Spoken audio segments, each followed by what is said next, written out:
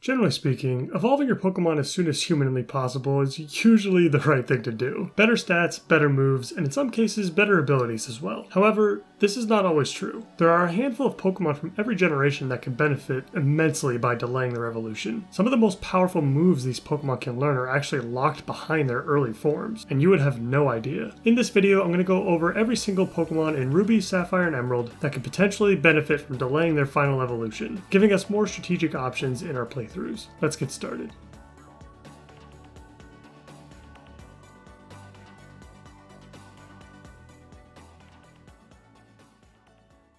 Let's start with, well, a starter. Trico is able to get Mega Drain at level 26 and Giga Drain at 46, which Grovyle and Sceptile cannot. Giga Drain overall is probably not worth it though in my opinion, as you'll probably want to utilize Sceptile before then. However, waiting until level 26 to evolve your Trico into Grovyle is much more appealing. Grovyle is very difficult to use through the early and mid game anyway. His move pool is really bad until you get Leaf Blade at level 29, and he doesn't perform well against any of the gyms either. But even then, because this line's move pool is so scarce, having an additional Grass move is not really a big deal, and that additional heal can be very useful, especially later on in the game.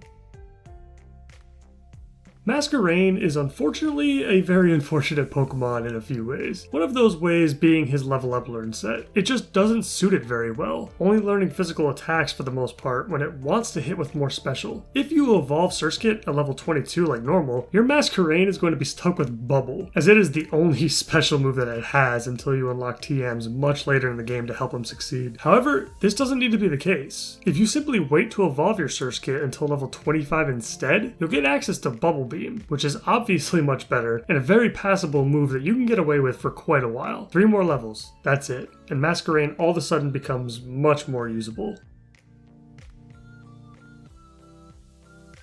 Next up, we have a couple of stone evolutions to discuss. Both Vileplume and Blossom gain access to Moonlight if you can hold off on evolving Gloom until level 35. This goes especially for Nuzlocke, but having access to any sort of self-healing during battle is always going to be a valuable option, and this works especially well for Pokemon like Vileplume and Blossom. Both are decently tanky, with Blossom being especially bulky, which is a playstyle fit for a move like Moonlight. Vileplume also has access to Aromatherapy via Heart Scale, which allows her to fill a more supportive role in a team if necessary. Moonlight makes it much easier and safer to pull it off. You won't need either Pokemon for any major fights around that level anyway, so you might as well hold off evolving your Gloom until at least level 35 to pick up that sweet self-heal.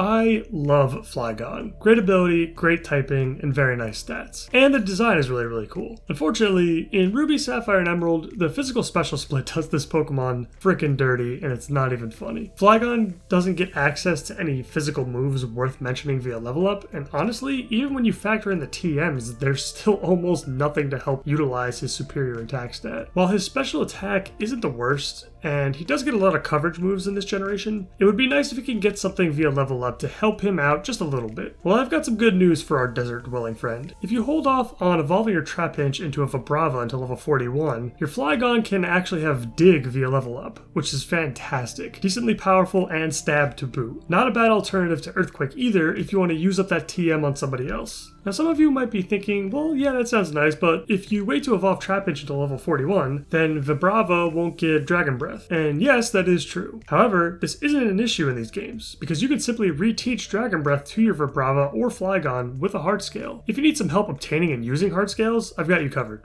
Check out the guide listed in the description below.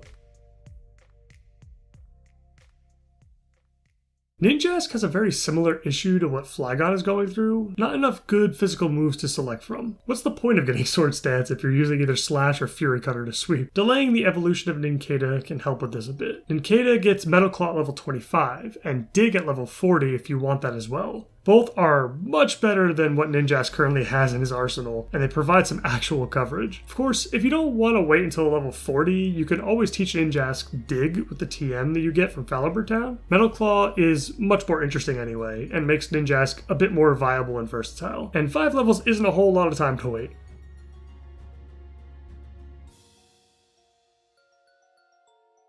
Last but most definitely not least, we of course need to talk about Breloom. Breloom is already a fantastic Pokemon, regardless of when you evolve your Shroomish. Excellent offensive stats, typing, ability, moveset, all around great member to any team. But If you so choose, by delaying Shroomis's evolution, you can turn Breloom into an absolute busted monster. Unfortunately, you are going to have to wait a very long time to get there, as you'll have to delay Shroomis's evolution until level 54 to get the move Spore. Spore is very simple. Put the opposing Pokemon to sleep for 1 to 3 turns, but what makes it such a good move is that it's 100% accurate. It's the only one of its kind. Most of the time, you find this move on very poor / below average Pokemon, like Parasect for example. And even in those cases, the move is so good, it can even make those Pokemon viable in a lot of situations by itself. But giving it to a Pokemon that's already great, a Pokemon who hits really hard and moves a lot faster, it's just insanely good. The road to get there is super long, but if you can push through the grind, it'll be totally worth it.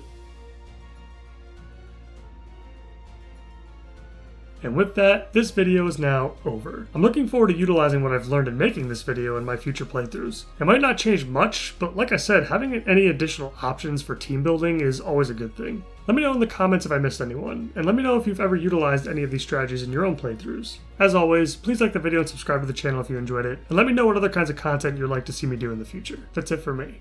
I'll see you next time.